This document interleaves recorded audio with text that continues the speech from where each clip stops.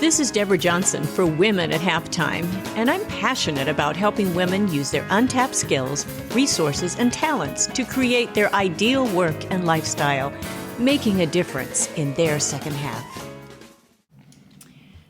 Well, hello, this is Deborah Johnson, and it's fun to have Greg with me today, my husband Greg, and we are talking about a very relevant topic, how to manage finances during a crisis.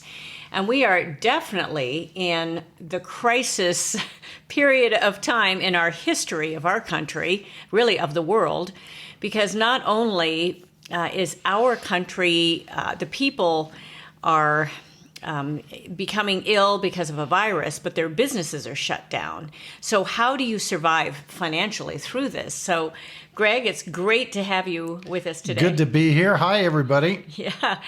And Greg's expertise, of course, is finances and numbers, and he has dealt with this for so many years. And what a value he is going to bring to our session today.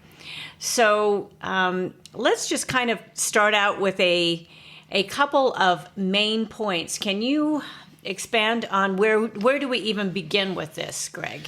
Well, having been through a couple of crises, I was in financial services when the tech bubble blew up, and then I was still in financial services during the financial crisis of 2008. So I've lived through this, and from my experience, the first thing I think you have to do is realize that this, whatever you're going through, is short term. And by that, what I mean is everything that seems draconian or drastic that you're going to have to do is going to come to an end. It's short term. And then also realize, because it's short term, that you need to take a really deep breath, because you're going to have to hold it underwater for a while. But if you're willing to duck your head and work really hard, all crises come to an end. They all work themselves out, and things tend to get back to normal. Yeah. Wow. Well, how that's a real emotional decision that we all have to come to, of just being able to do that. Yeah. Yeah, it's emotional because whenever you're doing draconian kinds of things, like cutting things that you've come to enjoy and count on, because you're just not going to be able to afford them, it feels really draconian. Working hours that you were long thought past, that you now have to do in the middle or the end of your career, those feel drastic, but the important thing is, remember, it's not forever. It's a short-term period of time. Yeah, and that's, I think, really important mindset, because we really have to wrap our mind around this. It's just... Yeah, and I think the next emotional thing that we have to do is really get honest with ourselves and ask ourselves, how long can we last? I pictured holding your breath underwater, but, in a crisis, typically your normal cash flow isn't going to meet your normal expenses. And you're going to have to call on your cash savings and or your credit line. And so that's super emotional. Yes. And when you realize that you got a shortfall, then you start going after unnecessary expenses. But remember, this is short term. In a crisis, survival is the goal. Try to imagine you were paddling along, you were having a nice voyage, all of a sudden your boat gets a hole in it. Well, whatever voyage plans you had don't matter anymore. The only thing that matters is getting the water out of the boat. You got to survive. Yeah, you don't want to sink. No, you don't want to sink. You want to survive. And then, after you eliminate the unnecessary expenses, figure out where the next 4 months of income will come from. Wow. And the reason looking back, the reason I do 4 months is most crises aren't over in 2 months, but they sometimes last 3. So if you can figure out 4, you'll probably make it. And then once you figure out where the next amount of income is going to come from for 4 months, now you got to determine your short flow. How much is your shortfall going to be? So because this starts to weigh in on your cash saved and your line of credit. And you may have to, ask for a reduction in lease. You may ask to see if they could let you skip 2 months of lease payments and you'd add them back on to the end. Generally, our lease payments end up being, a significant amount of our monthly. So, figuring out something creative to do with your expenses. Remember, you're holding your breath. This is going to end.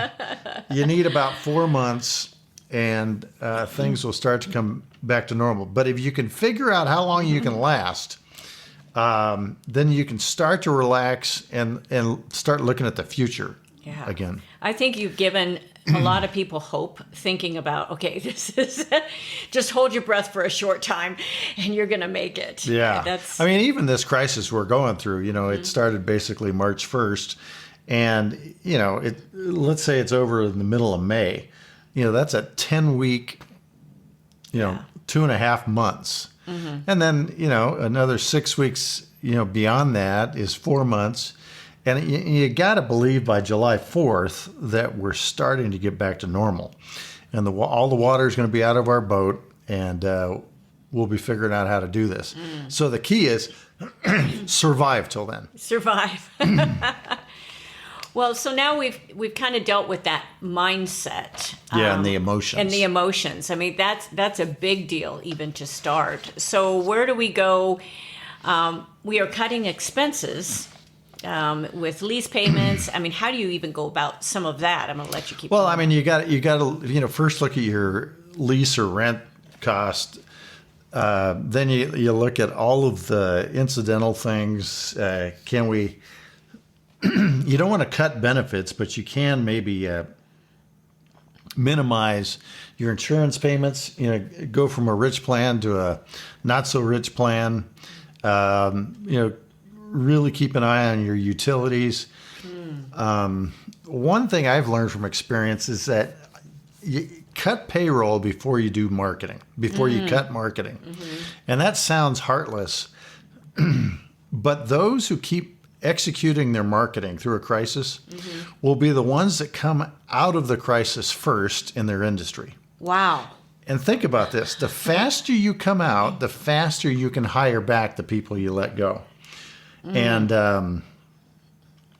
unfortunately, that's just life. But if you cut your marketing, then it's going to take forever to come out of the backside. And marketing will help you get back to normal faster, which will allow people to get their jobs back faster.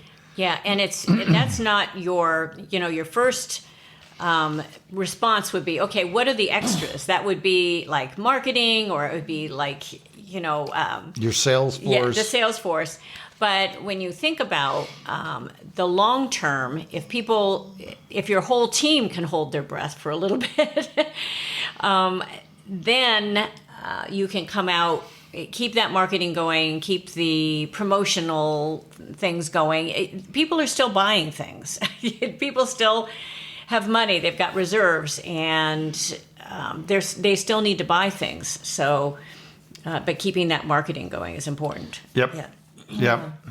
And related to marketing is sales. And, you can cut back on your sales force a little bit, but without sales, there's no income. And one of the things I found myself doing was gathering all of the low-hanging fruit. And by that, I mean that the easy sales that probably aren't as profitable, and they're certainly not as high a ticket items. But remember, we're trying to survive. Right. So you need to convert potential sales into income, and you need to do it fast. And these are typically the kinds of deals that you would have passed on in good times because the margin's not high enough. But with all hands on deck, you've got to convert deals and keep getting income coming through the door. And you never know. Every now and then, a customer ends up becoming a client. And these customers that you normally maybe not had time for, you never know. You treat them well and serve them the way you normally serve them, and they end up becoming a client. And over time, you end up breaking even. So don't forget that. Now, how you've got an illustration of that in financial services, correct? I mean, you've done financial services. Yeah, for a while. one of the things in financial services, you imagine in a crisis, everybody pulls their money and really just wants to have it in the bank.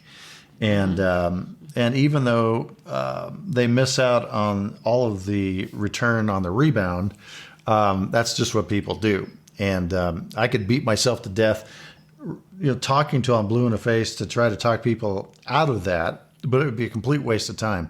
What I found myself doing is going after low-hanging fruit. And in the financial service world, that was adding new health insurance, group health insurance people, because everybody's trying to evaluate how can I cut cost. Yes. And if I can, help them come up with an answer, I can pick up their group health. And the other thing is just a little term life insurance. Somebody pays $500 for the first year, and you make a little $400 or $500 commission. It's income. You want to convert that into income. Yeah. And term life insurance policies don't need to be serviced, but they do bring in customers. And you once you get all their information, you can drip market them. So remember, as you add names to your mailing list, they become potential people to drip market.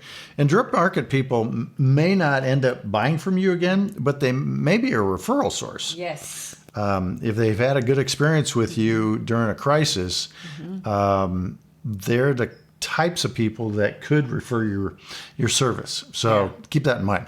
I think that's one of the best, and it's great for me to be reminded of that as well.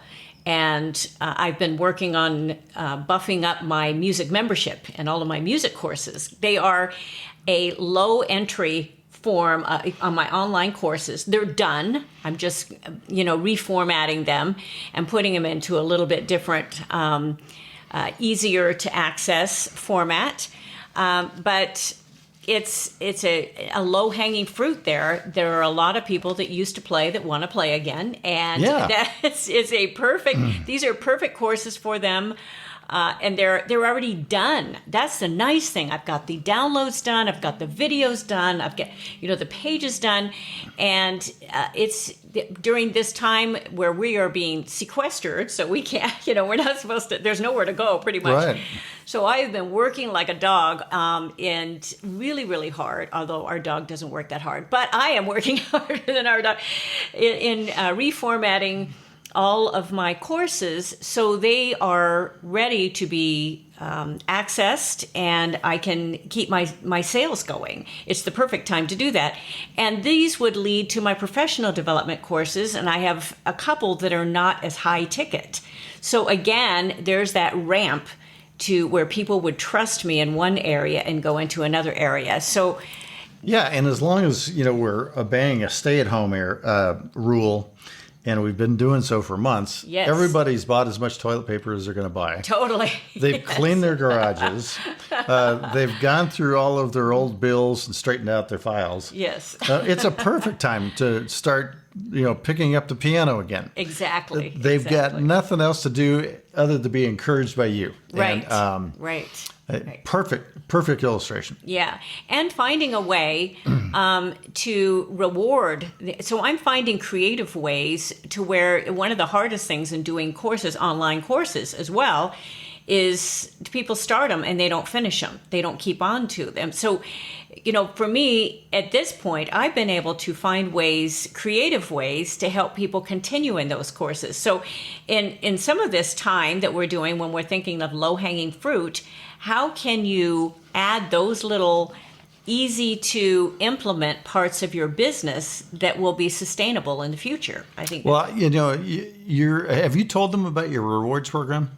Not yet. So Deb has started a rewards program to reward people who start taking her piano lessons, and rewarding them for practicing, for completing segments, for moving ahead. Right. And if you think about it, we all like to be rewarded. Yeah. And she'll probably do a whole podcast on this at some point. I will. But one of the things you might want to do during a crisis is serve even more. And that's a form of rewarding customers and clients that stay with you, or become involved with you or stay involved with you, during these times. Yeah, I think that's a great principle. And those rewards, I found it would immediately be applicable to music, because it was how my mother she would always reward us with I think, this will help people stay on track, but it will also help them stay on track on professional development courses. Big time, because why are they going to keep going on, these lessons after lessons, and they get little rewards, and they're going to have a gift. Either they'll have a discount on another course, they'll get a free book, they'll get a free CD, they'll get, whatever. Right. So those are fun. I mean, we all like coupons, we all like free things. So finding ways to just make it fun, this is the time to put some of that creativity into our business as well. We have the time to think about it. Right. But while we're focusing on our customers, don't forget to focus on your employees. I think it's vital that you communicate with your employees that this is an all hands on deck moment. Yes. We can't continue our voyage if we all drowned. Yes. So, communicate to them that they got to grab a bucket and they've got to bail. Because if this boat fills up with water and we all go down, they're out of a job. And bailing may require working more hours than usually work. It may require them picking up areas of responsibility that they normally don't have because you had to cut back on some staff. It may require, responding to inquiries faster and more thoroughly than you have before. But it's all hands on deck. Yeah. And you need to communicate with your employees that this is urgent. And go back to what I said first, that this is drastic, but it will end. This is short term. This is not our new standard. And reward them with affirmation. Right. Most people, for a period of time, if you make them work extra hours, they don't need you to pay them more. But a thank you goes a long ways. It sure does. Yeah. So communicate and affirm. Yeah. I think, and I've been doing a little extra reading, quite a bit of extra reading right at this point, and listening to audiobooks. But I was reminded the difference in a wartime general and a peacetime general. I mean, when it's war, it is war. You are all hands on deck. Everyone be alert. Put in the extra time. Do what it takes to survive. Yeah, do what it takes is another way of saying creative solutions. If I remember Peter Drucker used to say that business plans are vital, but business plans go out the drain the moment they hit reality. And he took that from some general who once said that war plans are vital. But a battle plan goes out the drain as soon as the first shot is fired, because you're responding. And telling your employees, giving them the freedom to be creative. We got to come up with creative solutions because we're in a war. Yes. This is a crisis, and we got to figure out how to get through the next 8 weeks. Right. And right. You as a leader need to do that. If you happen to be an employee and listen to this, one of the things you need to realize about your boss is they are in panic mode. Yes. And if you can come up with creative solutions and exhibit a sense of calm in the midst of the storm, being somebody that they can depend on not to crash and burn, your stock will go up a lot right now. Right. And they're not only in panic mode, but they're really busy. If they're adding extra. When you panic, it's like you start going in circles sometimes, Yeah. and you're busy, and you kind of need to come up for air now and then. And if you are part of a team, to be able to just encourage people, when I get an extra little call or I get an extra little text from someone, it means so much to me. I sent out about 40 note cards this week. Okay, so I'm aggressively doing this, but I don't always get a lot back. And so for someone, when they reach out, it means a whole lot to me. Right. That usually I take initiative on a lot of things because it's who I've been as a leader, as an entrepreneur, and I tend to head up groups. Start groups. That's why I'm a self-starter and start a lot of other projects. So anyway, are there a couple other things that we want to talk about? These were some great points. I'm going to review them all. We do want to make it as easy as possible to do business with us, and there's a difference in what we should do and what we are doing. So really to evaluate what we're doing, I think, is really important as well, and not to be discouraged about it. So anyway, well, I'm going to go through these little points, and if there are other things for you to add, Greg, thank you so much. Such wisdom there. If you have run out of cash totally and have to go on credit, what if you... What if you have no even credit left? Where do you go? Are you desperate? There has to be some sort of well, fortunately, in this crisis, the federal government's providing loan and assistance. Right. So that's helpful. Yes. But in most crises, that's not available. So Right. if you don't have credit,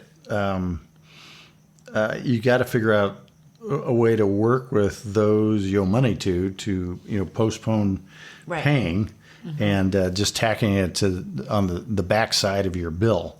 And at this point in time of our economy, utilities and landlords are kind of getting used to being able to work with businesses in the midst of financial crises. If everybody's going through it, the last thing they want is massive amounts of defaults. Right. So you can use that to your advantage. And, if you present it in a thoughtful and kind way and express that you're earnest about, staying current, but you, like everybody else, is struggling right now. Is there something we can do? I think you'll find that most of the people you owe money to monthly will be willing to work with you. Yes. Wow. Well, this has been so great. We've got 5 main points that we covered today, and I'm just going to review those real quickly. And I hope that you are encouraged with some of the things that you've heard and are reminded of today. Because number one, this is short term. Okay, it's not going to last forever. Even though if you listen to the news very much, you're going to be panicked again. Everybody's going to have their different opinions about almost anything. Doesn't matter what you're in. If you're in a war, if you are in what we are in, which is this coronavirus, or if you are in the stock market, whatever is happening with the economy. It's in a short term. Just take a deep breath and hold your breath for a while.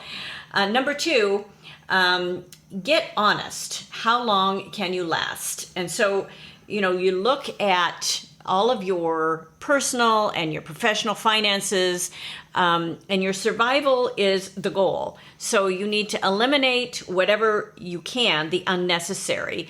So number three, figure out 4 months of income. I thought this was a great suggestion. That most crises last about 3 months, unless you're in a war. Could last, what was the last one? Lasted 4 years. So this is not that we're in. So how much shortfall are you in? What can you reduce? Your lease or your payments? And be creative. Minimize some of your insurance payments, your utilities, whatever. But do not minimize your marketing in your business. And I thought that was very good advice as well. Keep the marketing and sales going.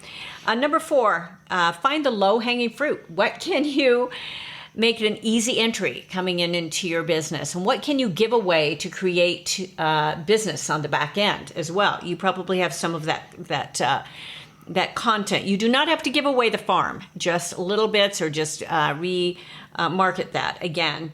And number five, communicate with your employees. These are very, very valuable people as a part of your team, all hands on deck, and give them the freedom to come up with creative solutions as well. Because I find my assistant, or the people I've worked with and team that I work with, they have great ideas. And sometimes I've got my head just right in the middle of everything that I'm doing. And it's like, I need to be open to that and listen and say, okay, so let's talk about this. Do you see another avenue I'm not seeing? And I'm working really, really fast right now on some of my content. And I have to have somebody double check it. I got to put my ego aside. There's mistakes in here, okay? But put it aside, check it, make sure everything works. And usually I find what the little problem there is with that. So, well, this has been a wonderful episode. I think very vital for this time in our country, in our businesses, to be able to talk about how to manage finances during a crisis. And I want to thank you again, Greg, for being with me today. Greg is on with me once a month, and we always do something a little bit different. And I asked him if he would come on with this very important topic, that his expertise in finances, he's able to look at the big picture, and I think that's very valuable. Any parting words that you have? Well, hopefully we said some things that will encourage and give people a plan. Yes. For holding on through this storm. Good. Very, very wise. Well, I hope you listen, subscribe, tell some of your friends. We love them to listen to the Women at Halftime podcast. And Deborah Johnson here with goalsforyourlife.com, womenathalftime.com. And I'll look forward to our next week's episode, where we will be talking about healthy mindsets needed at halftime and any time of crisis. A very relevant topic right now, so you'll want to make sure you do not miss that one. And listen, subscribe, tell your friends. We'd love to hear from you as well. Please write us a review, and we will see you then next time. Thank you for joining us on Women at Halftime. Visit goalsforyourlife.com or womenathalftime.com for many more resources, downloads, and programs, or to get in touch with me. I'd love it if you leave me a review and tell your friends. So until next time, this is Deborah Johnson, signing off.